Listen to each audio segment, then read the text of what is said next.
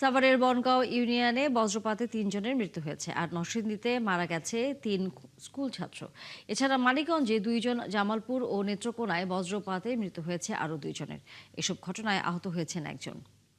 রবিবার বিকেলে সাভারের বনগাঁও ইউনিয়নের কোন্ডা বাজার এলাকায় বৃষ্টির সময় সবজি খেতে কাজ করছিলেন কয়েকজন শ্রমিক। এ সময় বজ্রপাত হলে ৩ জনের মৃত্যু হয়।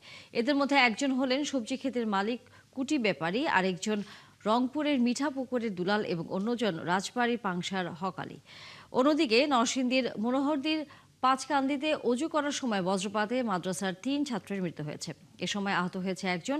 নিহতরা হলো জহিরুল, আবু রায়ান ও আবু জাফর। এছাড়া মানিকগঞ্জের সিংড়ায় কবির হোসেন ও শহীদুল ইসলাম নামে ২ কৃষকের মৃত্যু হয়েছে।